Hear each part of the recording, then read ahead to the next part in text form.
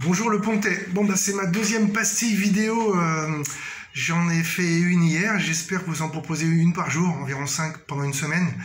On va entrer dans le vif du sujet. Je vous ai donné des conseils d'écriture, du moins des bases. Là je vais entrer un peu plus dans le vif. Notamment en vous suggérant de continuer la phrase, la première chose que je peux vous dire. Je vous ai suggéré ça, j'espère que vous allez le faire, un peu comme un exercice.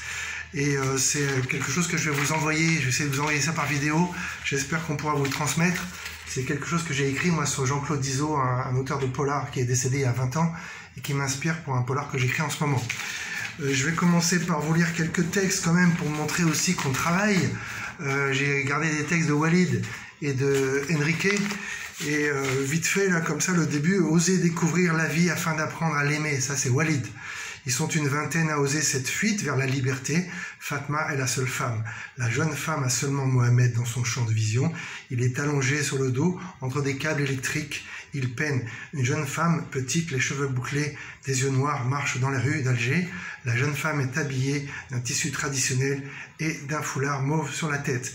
Je vous dis ça parce que Walid, il a bien écouté, il a fait des ratures. Et je vous ai expliqué, comme disait Hemingway, que l'outil principal d'un écrivain, c'est la poubelle, c'est le détecteur de merde intégré. Donc il a fait plein de corrections, c'est très intéressant. Ce que n'a pas fait Enrique, alors Enrique, lui, il a écrit des textes sans rature.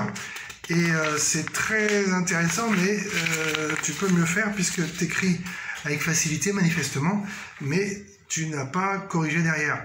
Donc je lis un petit extrait, il s'est d'abord présenté, alors il parle de moi, puis de voyage, il nous a évoqué ses débuts et comment il a commencé à écrire avec nous, il a partagé.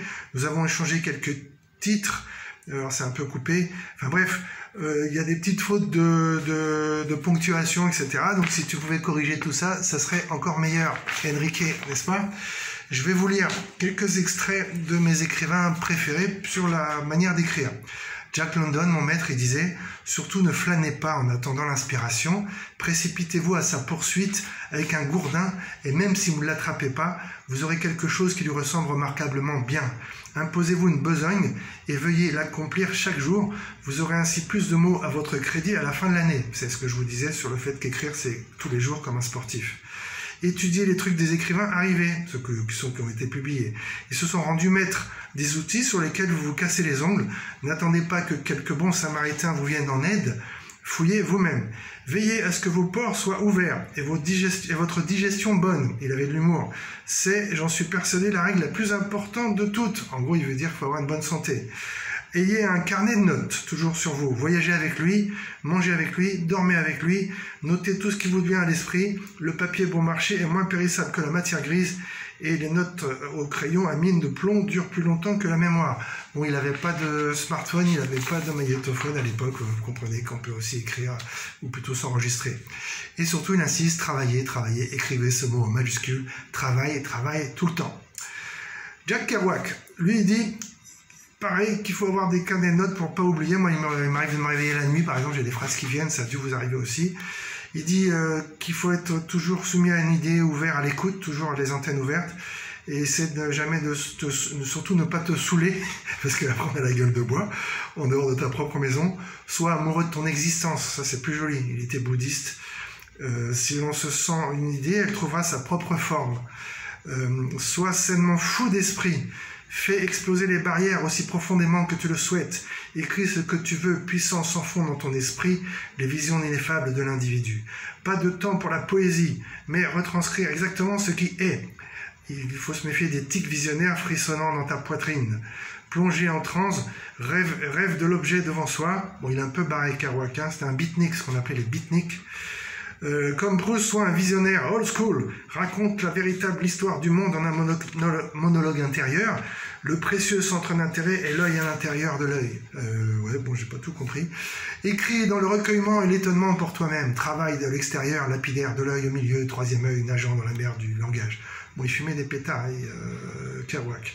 Bon, je passe à quelqu'un d'un peu plus concret, qui est Ernest Hemingway, un de mes grands écrivains préférés aussi. Quand on lui demandait des conseils d'écriture, il disait « Il faut écrire des phrases courtes, il faut écrire des premiers paragraphes brefs, employer un langage vigoureux, nerveux, avec du rythme, comme je vous disais. Utiliser des termes positifs, exemple laid plutôt que peu esthétique. Écrire de préférence le matin, disait-il. Moi, c'est ce que je fais, j'ai l'esprit plus frais. S'arrêter avant d'être créativement épuisé, c'est-à-dire interrompre sa journée avec quelques idées en tête, de manière à ce qu'elles mûrissent d'ici la prochaine séance d'écriture. Par exemple, il faisait la sieste, ça coupait la journée en deux. Moi, je fais souvent ça, comme j'ai l'occasion de dormir chez moi, de travailler chez moi plutôt. Je fais la sieste et je commence un texte que je reprends le lendemain, et donc le cerveau travaille pendant la nuit. Il y a Stephen King qui a écrit des longues pages sur l'art d'écrire. Donc il y a un livre qui s'appelle Écriture que je vous recommande. Je ne peux pas tout vous dire, mais je vais vous faire le résumé. Dans un premier temps, il dit « Écrire pour soi-même avant de se soucier d'une éventuelle audience. Ne pas utiliser la forme passive. » Parce que je vous rappelle que Walid, pour le moment, il me dit qu'il veut écrire pour lui, mais Enrique, lui, il a des velléités d'être publié éventuellement. On en est tous là. Ne pas nourrir une obsession pour une grammaire parfaite. Show-off pour un style trop empoulé. Avoir confiance en sa propre magie, sa capacité à écrire. Donc, il faut avoir confiance en vous. Lire énormément, ça j'ai pas arrêté de vous le dire, hein. Lorsqu'on n'a pas le temps de lire, on n'a ni le temps ni les outils pour écrire. Être sincère avec soi-même, ne pas écrire pour faire plaisir à autrui, ne pas se censurer, à contrario dans la peur de froisser autrui, donc pas d'autocensure. Éteindre la télévision lorsqu'on écrit, être concentré dans le silence, moi j'écoute même pas de musique. Se donner 3 mois pour achever un premier jet du genre roman-scénario. Rester en bonne santé. Et si possible marié, on écrit mieux dans un état de stabilité émotionnelle, dit-il. Vous avez vu que les auteurs ont de l'humour. Écrire un mot à la fois, quelle que soit l'ampleur du projet. Couper le téléphone et toutes sortes de distractions lorsqu'on écrit.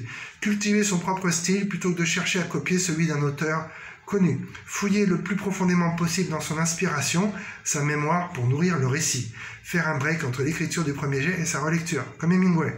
Ne pas laisser les recherches effectuées pour le projet noyer l'intrigue. Il ne faut pas en écrire trop non plus. Ne jamais oublier qu'écrire, c'est censé rendre heureux. Alors, il y a Charles Bukowski aussi, qui dit que lui, il est très bon d'avoir plusieurs expériences. Je vous dirai la suite la prochaine fois, parce que je crois que ça va être un petit peu trop long. Charles Bukowski, c'est un de mes écrivains préférés, qui a dit, vous pouvez lire, que la vie serait en gros très chiante. Ah ben non, c'est écrit à l'envers. Sans littérature, la vie est un enfer. Charles Bukowski.